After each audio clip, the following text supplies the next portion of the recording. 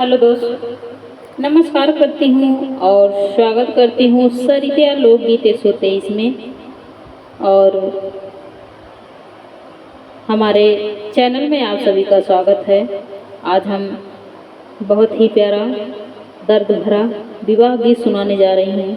एक गीत अच्छा लगे तो लाइक शेयर कमेंट जरूर करना और ज़्यादा से ज़्यादा शेयर करना। बहुत ही प्यारा गीत है, आप लोग ज़रूर सुनिएगा एक बार और अपने दोस्तों के साथ भी शेयर करिएगा। लीजिए आप लोग सुनिए और इस गीत का आनंद लीजिए। रामा रसोइया बैठी भाभी सुहागन, धाये नदिया भाभी लागे जाए जी। रामा रसोइया बैठी भाभी सुहागन, धाये नदिया भाभी लागे जाए जी। हमरा बियाहवा तो ही ठान्यू मोरी भाभी हो, छूटी जई है नाई हर हमार जी। हमरा बियाहवा तो ही ठान्यू मोरी भाभी हो, छूटी जई है नाई हर हमार जी।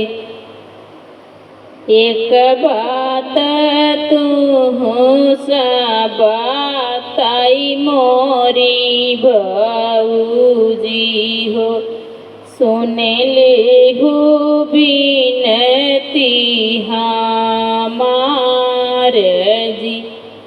एक बात तू से बताई मोरी भाऊजी, सुने ले हो बिनती हमार जी। हमारे ससुररिया के दूर बडगरिया हो, भैया पठाऊ छठी मास जी। हमारे ससुररिया के दूर बडगरिया हो, भैया पठाऊ छठी मास जी। यतनी बचाना सुनी भाभी सुहागिन हो, नैना ललित होई जाए जी।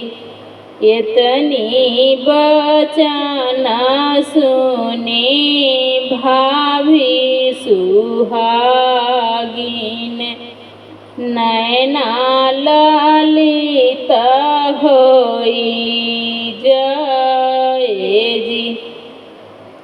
समना भदाउआ की बढ़ल नदिया हो, नाही जई है स्वामी हमार जी।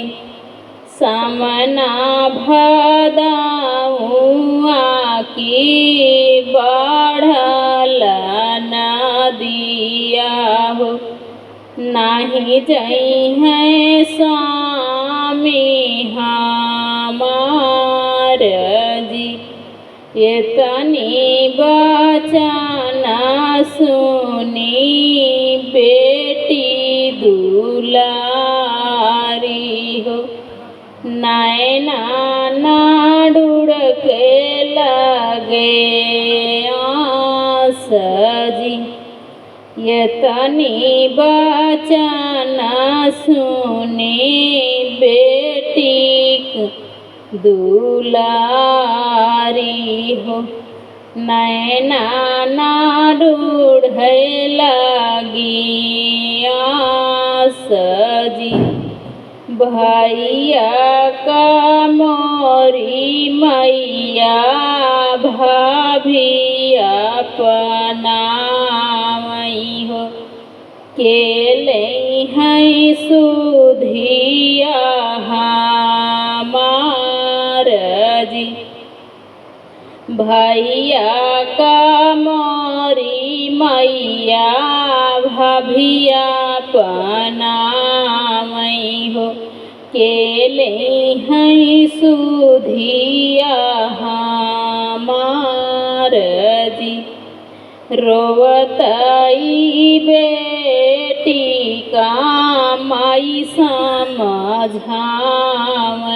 हो, सुनली आचरा से पोछाई आस जी। रोवता बेटी का माई समझावई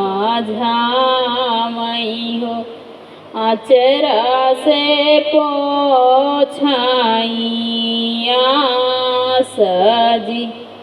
नौआ जे जई हैं बेटी बारी जे जाई हैं हो, बभना जे खबर लई आवे जी। नौआ जे जई हैं बेटी बारी जे जाई हैं हो, बभना खबर जे लावे जी। ये गीत कैसे लगा आप लोग ज़रूर बताइएगा, बहुत ही प्यारा गीत है। फिर मिलती हूँ अगले वीडियो में, तब तक के लिए बाय बाय।